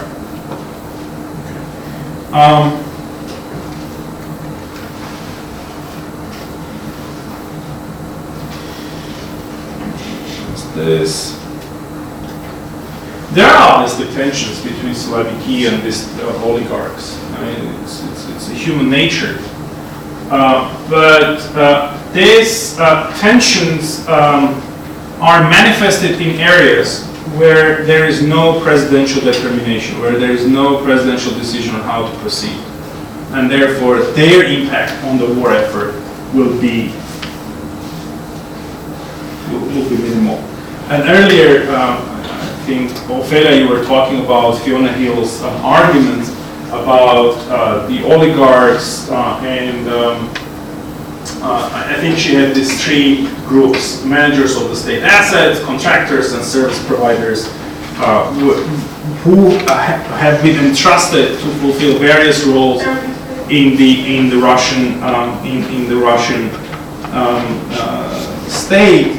And just because it is Putin to decide what they do, and if they do that, and he is the arbiter, their role, their impact will be limited to the area which they are prescribed to the playground where they're prescribed to function. But this does not mean that they are in disagreement with it. This means that they are of the same or similar mentality with regards to the war effort in particular.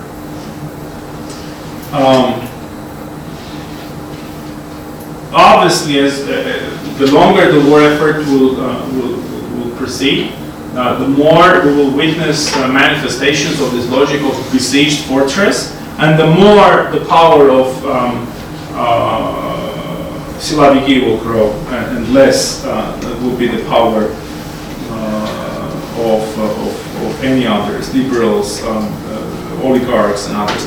In fact, I even think that it is a big win for, the sanctions are a big win for Putin. Just because his thinking is not in terms of economy. Oligarchs are the primary kind of cohort that have been punished, but oligarchs also are the primary cohort which people do not like. And the war has sidelined them. And the regular people are happy.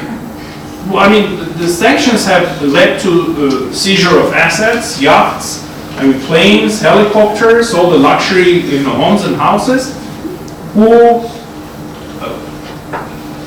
even if Putin, trusted their loyalty, the loyalty of these people, they were not the kingmakers. In contrast to Yeltsin in 1996, where oligarchs became the kingmaker for Yeltsin. And the Security Council, and now I want to ask Tamara and Marinette to tell us more about the current setting of the Security Council and how it was developing over the years. The Security Council now, and this is the only sentence before not to jump into your domain, which consists of people personally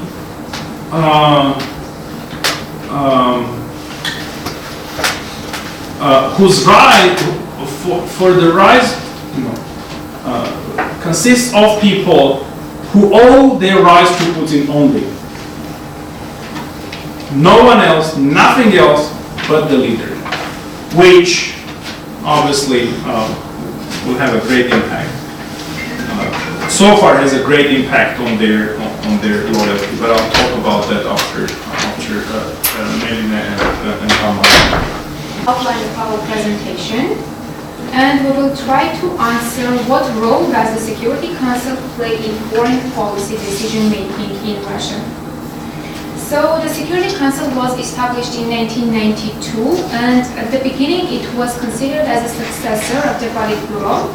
But there are several vital factors that differentiate these two institutions. The first one is that the actions of the Security Council were and are more transparent rather than that of Politburo. The second factor is that the role of the Security Council is written in the Constitution and the actions are regulated by the law. And the third one is that the chairman, that is the president, is elected by the people.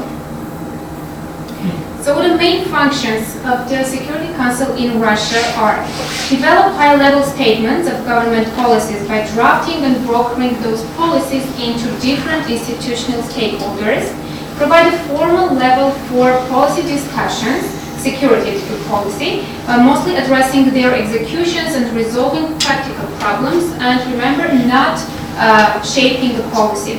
And the third one is provide analytical support to the president. So nowadays, the secretary of the Security Council of Russia is Nikolai Patrushev, and he has the trust of the president. And their relationship is based on loyalty, on common background and ideological proximity. By the way, Patrushev is some very anti-liberal sentiments and being very close to this. So keeping talking about trust, they are people that are surrounded, that Putin are surrounded to make very serious and important decisions. You can see that, let's say, with our defense minister Shoigu, himself, former president Medvedev, and the trust in Russia is quite normal, as Putin makes very important decisions, mostly by himself or with his inner circle. So we now proceed to discuss Russian foreign policy making and the Security Council of the group of three presidents. Putin is the only one looking lucky here.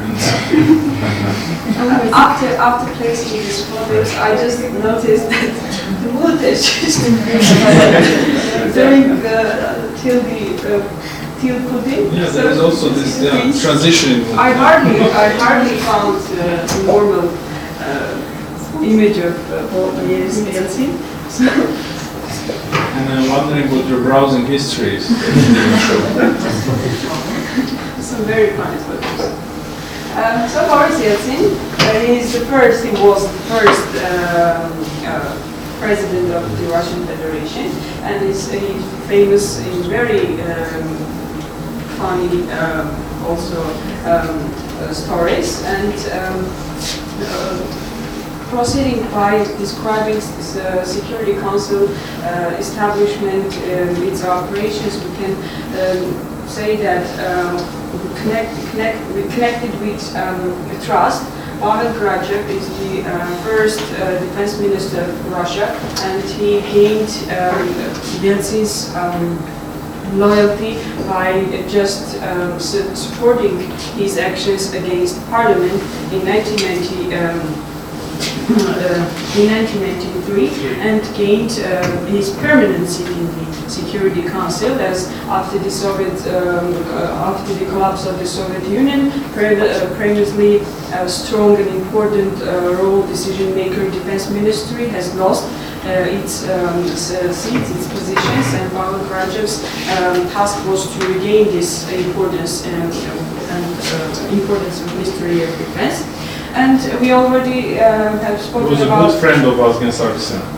And we have already spoken about the oligarchs, and this there was a term Magnificent Seven oligarchs that helped Yeltsin to win his second term, and shortly after that, Yeltsin granted some positions, government positions, to these oligarchs. For example, Berezovsky was the deputy secretary of the council, Security Council, and also there was another one, Botanin, who was the deputy prime minister of Russia. And controversy on Chechnya. Yeltsin is famous for his various decisions, and one of this is decision on military actions in Chechnya. And the question is that Security Council members adopted on his signature on this. Giving permission on these military actions, and Secretary of the Security Council Alexander Levet says that, confronted President, saying that we hardly achieve any ground for talks with Chechen separatists, and what are you doing? Making more decisions on military actions. And smutne время это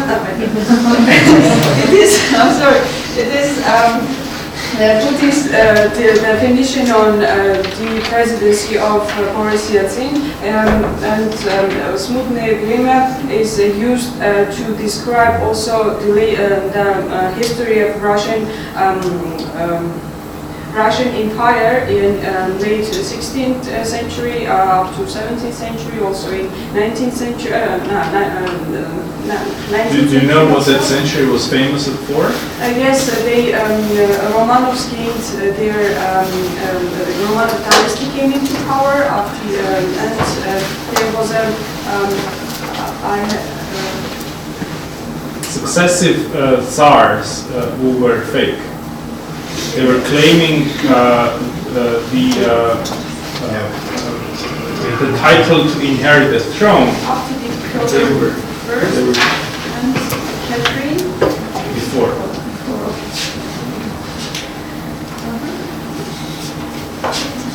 Fake tsars, the era of the fake tsars. Yeah. Boris Godunov's. Godunov is 17th century. Yes, started. So after Putin came to power, he gave image to the Security Council to be an important figure. Here I should mention that Putin was former secretary of the Security Council, and the apparatus and interdepartmental commissions of the Security Council had developed under Putin. But this does not mean that the Security Council had power. The main influence of the power had the president, but the Security Council had simply displayed its ability to fulfill a most important function when the president desires so.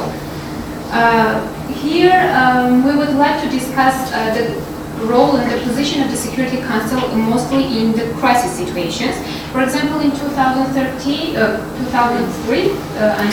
when the US invaded Iraq, the main discussions of the actions were discussed in the Federal Council and governmental members, that is to say in the inner circle of the President, and not in the Security Council. And in 2014, during Ukrainian crisis, the Security Council's role was mostly announcements about the possible challenges that would be become towards Russia.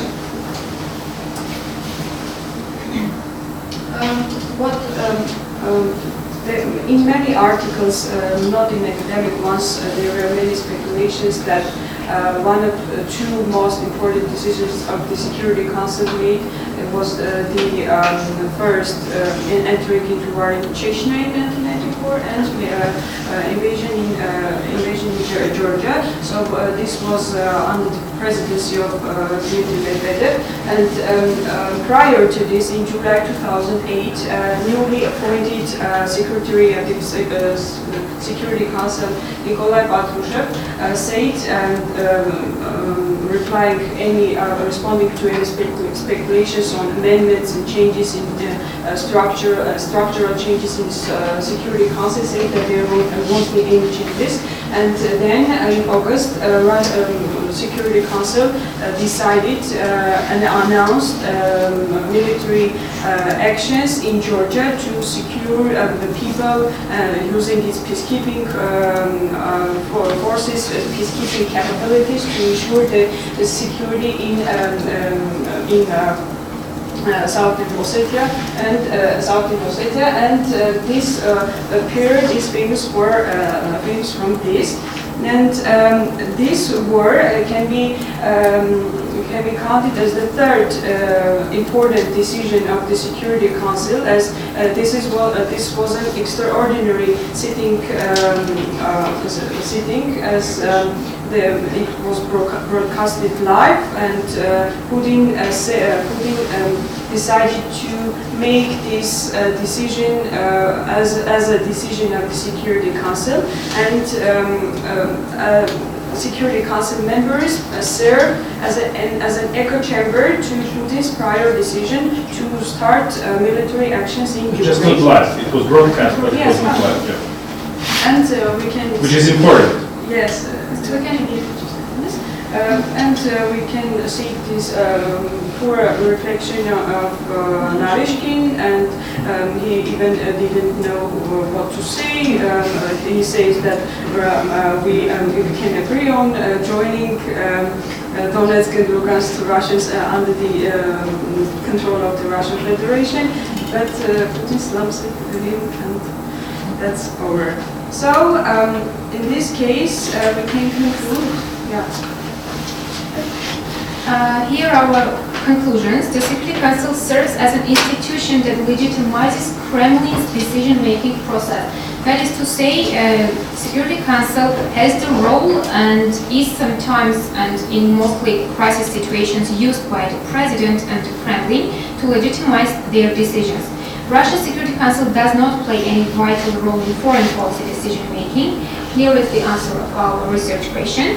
The presidential institution is very influential and vital to let the Security Council have a decisive role in foreign policy making. And yes, just came into power.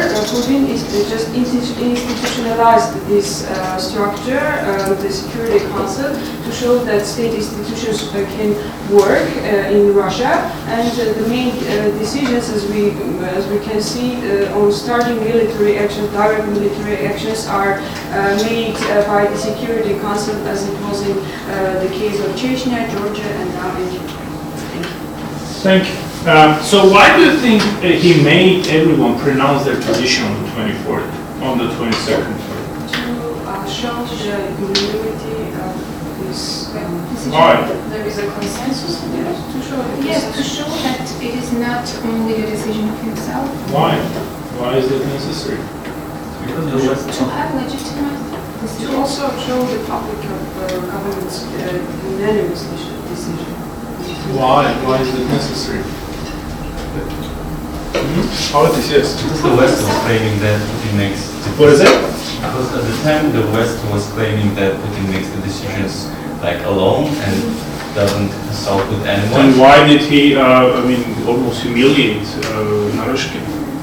Not the person. And remember, this is not, and this is, remember, not live broadcast. So they have carefully edited the file before the broadcast. They intentionally humiliated the man on TV. I mean, not just the man. I mean, it was not just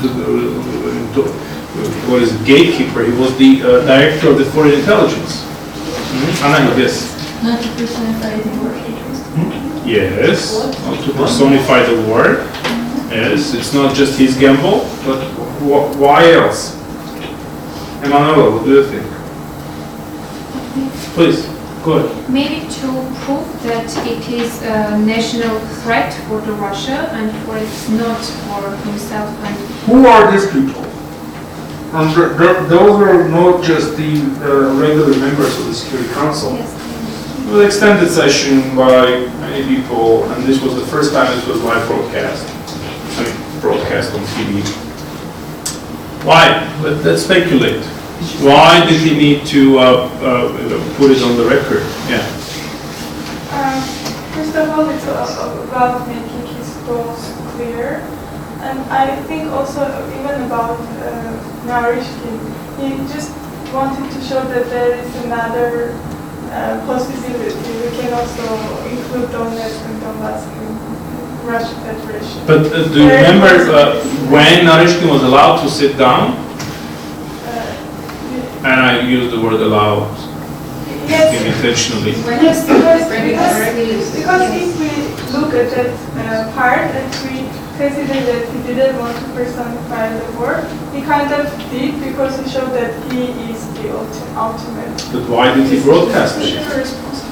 Because I Yes, to tell everyone that this is not just my business, but to make everyone commit publicly so that they do not defect if anything wrong happens. Remember, in 1961, I mean, you should remember, this is your midterm, the Bay of Pigs. After the Bay of Pigs, Kennedy says that defeat is always an orphan. He wanted everyone to publicly commit so that no one would be walking back if something wrong happens. I mean, obviously, something wrong is never in his calculus. I mean, he's used to winning it, which is why this war has I believe, launched. But just to make sure that there is no elite defection, no one defects the vertical of power, which has probably been in the back of the mind in his view, of the West. Remember Biden's comment a couple of days ago in Poland about Putin's essentially saying that Putin has to go. Yes. After that, the State Department, the Department of Defense, the Vice President Kamala Harris, the Biden himself, they all began kind of reassuring Russians that there is no regime change policy that they are pursuing. What is it? Go ahead. Comment Yeah. about this impeachment. Biden's? Against Biden's. Go on. Let's see. I mean, they're occasionally doing that every now and then. But yeah, he made everyone publicly commit. So to ensure that even for those that think that this is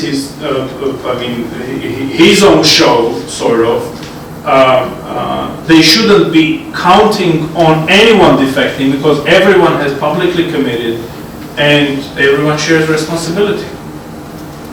And this war cannot be personified.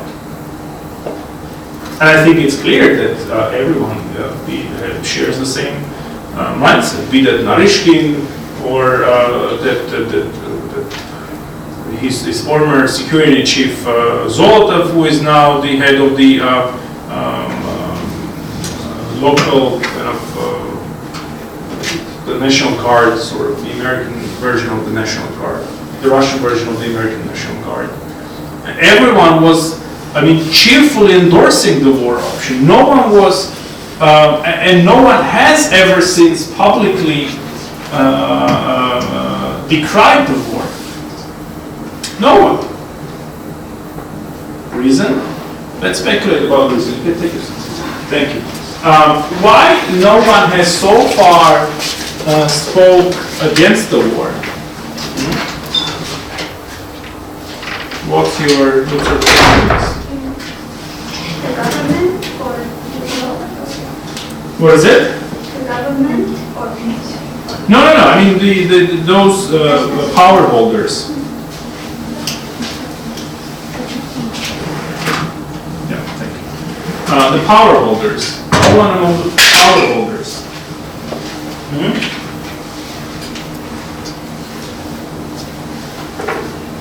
Why? There can at least be two good reasons. One is that they are used to win. That's what they have been doing in a public case. Not in terms of economic development, but in terms of pretty much everyone else. Any other reason? Same decision makers, yes. They're afraid. They're afraid.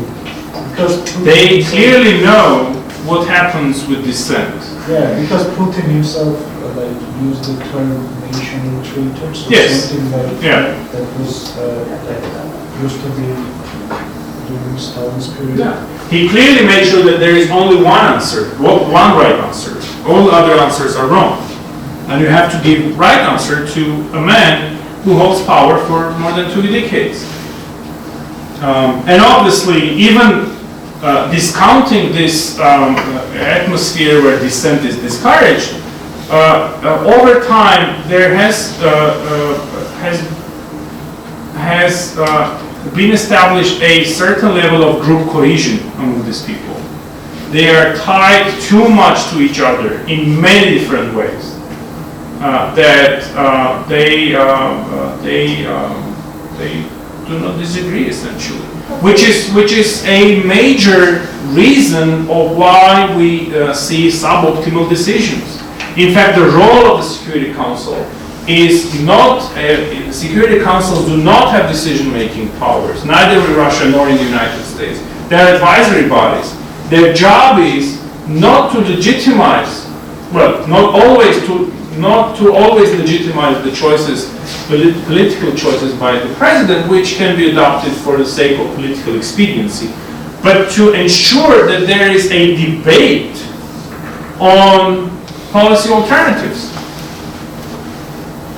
Groupthink dynamics always, in all circumstances, leads to suboptimal decisions. Always, in any country, be it Russia, Ukraine, United States, Armenia, in every country, it always leads to suboptimal decisions. And it is incumbent upon the leader, whether it's prime minister here or the president in Russia, everywhere, is to make sure that there is exchange of opinions, exchange of assessment, political assessment of the ongoing situation, and careful consideration of policy alternatives. That's the job of the members of the Security Council. It's not to always legitimize the policy choices of the president, which is not unimportant. After all, these are cabinet members. These are not rebels. Right? They are there to help the president to, fulfill his political goals, whether for re-election purposes or leaving a legacy, for whatever reason. They are not rebels. They are cabinet members. But their job is to put forward policy alternatives. This is something that has not been happening in Russia for a very long time. be that you can blame it to COVID, to China, to Trump, to whatever you want, to the forces in the outer universe. The fact remains that the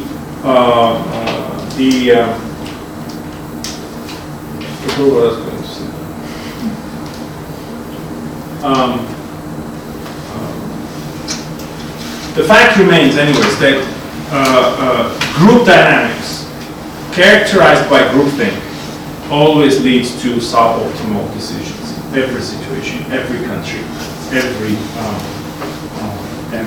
situation. And obviously, over years, Russia has grown to become a personalist, authoritarian regime in many different ways, and where power is concentrated in the hands of individual rather than shared by a party, even junta, royal family, and the leader is rarely driven from office by wars in these situations, even when they experience defeat. This is a good article in Foreign Affairs that I would encourage you to read. One of the domestic side effects of this war, if you remember that Russia left the Council of Europe, or the Council of Europe expelled Russia, something that has happened in early 1990s with Yugoslavia, when these allegations of concentration camps, etc., were flooding in the media. The Council of Europe froze, Lily should know as a diplomat, I think the Council of Europe froze Yugoslavia membership in the Council. Suspended, not froze, yes. Suspended, thank you. The Yugoslavia membership they didn't expel Yugoslavia, they suspended membership for the time duration of the wars in Bosnia and other places, and then it was recovered. And here, Russia permanently withdrew from the Council of Europe, which also means that Russia would disengage from the European Convention of Human Rights. There has been a different process in the Russian Constitutional Court, which withheld the primacy of the ECHR decisions. Long story short, this war is bad news for human rights in Russia. I'm not talking about democracy. One of the domestic kind of side effects of the war, and not just for the duration of the war effort, well beyond it, if Putin is right that this is a long shot, changes that are going to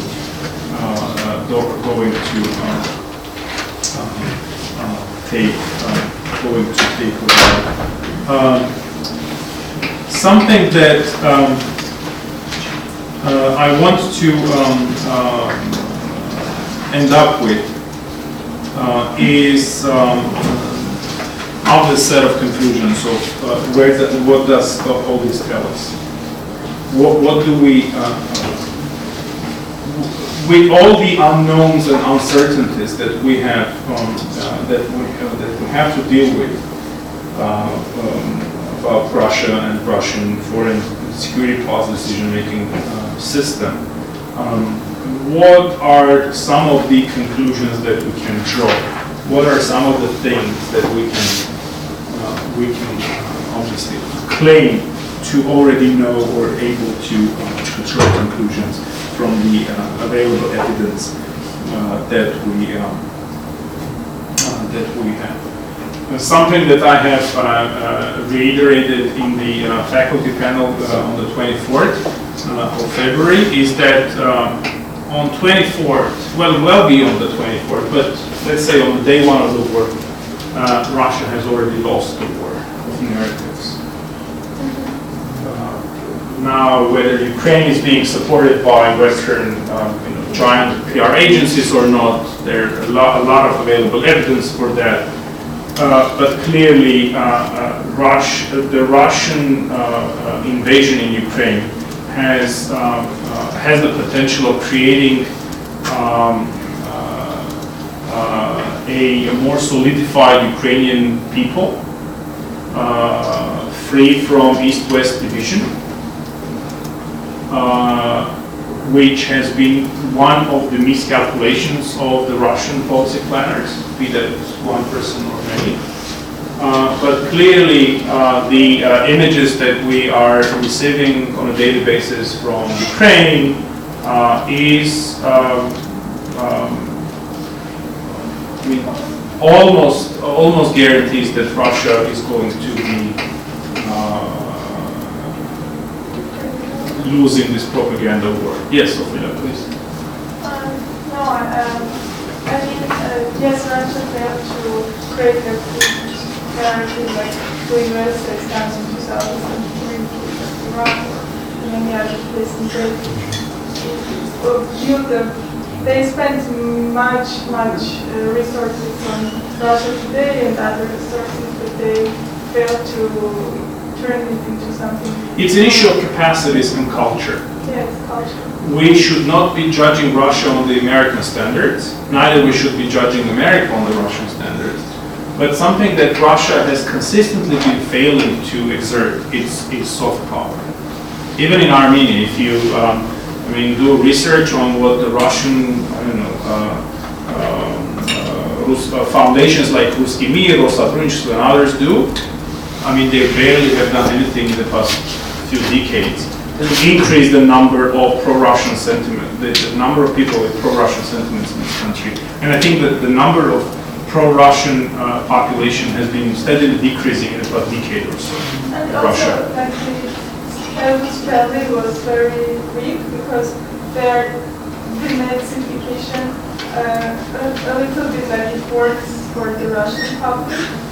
But like when it does, but I don't think that Putin personally believes that. Yeah, but they don't believe in it, and it's very obvious that they don't believe in it. Yeah, I don't believe that Putin believes in it.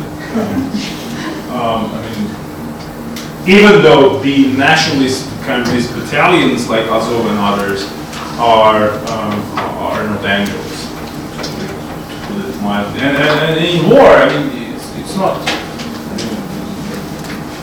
a ballet class by every measure. I am sure that Putin, who is keen on historical parallels, is attempting to build a legacy. And this year, I think he's turning 70. Good date to have a legacy. Good age, basically. The impact of the impact of the consequences of this war are going to be visible in the 2024 election, whether Putin is going to run or not. And most likely it's going to be affecting the power transition. Now, what we know is that no coup is going to emerge out of the Security Council, not just for the reasons that this was broadcast or not, but that those that could potentially be challenging the leadership of Putin and offer a new kind of model of state governance are gone. Someone is in jail, someone died, they're out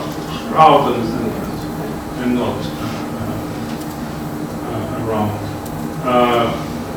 Two people that I think have very good knowledge of Russia, professor from University of George Washington University, Rajan Menon and Eugene Ruber from the Carnegie Endowment, have written another good article in Foreign Affairs a couple of weeks back, and they basically argued that sanctions will not end the war anytime soon. It's not because of the sanctions that the war will end. And it's also, hard to imagine Russia's military defeat. It's almost impossible to imagine that. They're obviously not going to run out of bullets, more oil, more gas. This has, manifested some of the weaknesses of the Russian army, which probably they are going to take into account for further modernization. And I think after the war, many heads will be chopped off. Those in the government that have been misreporting and miscommunicated some of the. Probably it's also the self-isolation and self-insulation of Putin over the past 2 years that has led him believe what he was hearing in his own echo chamber. But you know that what you hear in echo chamber is your own voice, not any other opinion. Yes, obviously. But will Europe survive without Russia's fuel? I mean, I don't think the fuel will be. I mean, the gas will be cut. I don't think so. I don't think so. There will be a lot of give and take on this.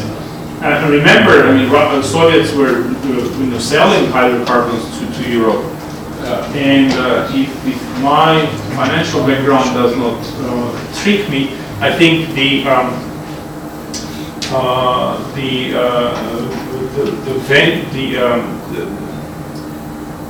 financial system to do that was Finland. They were using Finnish banking system for the transactions, for the sales of hydrocarbons to Europe in the Cold War period. So I don't think, I mean, whether they are going to sell it for rubles, potatoes, or anything else, I don't know. But I clearly know that this will not be stopped. I don't think so. Maybe for 1 or 2 days to teach a lesson on one side or the other, but that will not stop for any extended periods. It also has to be underlined in this context that there's a very good Harvard study, which what is it? Keyword for us. No, this is a study, not a case. This is a study, a good Harvard study about the results of asymmetric wars, and Russia-Ukraine is obviously an asymmetric war. Armenia, Azerbaijan, Turkey was an asymmetric war. Where we showed that at the end of 19th century, the stronger military has always prevailed. In 20th century, the militarily weaker side won in almost half of the battles. It's not always that Goliath is going to defeat, to prevail over David. Sometimes David also prevails over Goliath. And finally, I mean, the war is not about Ukraine. And one thing that Russians have been trying to consistently do, and I do not know where I lost that slide, but Avedis earlier reminded of these security talks that were initiated by the Russian Foreign Ministry in late November, after Putin's address to the Corps Diplomatique, that had few rounds till, I think, January-ish of 2022, which didn't produce any results. And this is just a local, maybe bloody, lot of casualties, but a local manifestation of a bigger war, bigger rivalry that goes on between Russia and the United States, where Russia tries to reinstate itself as a global power. Yes, I was.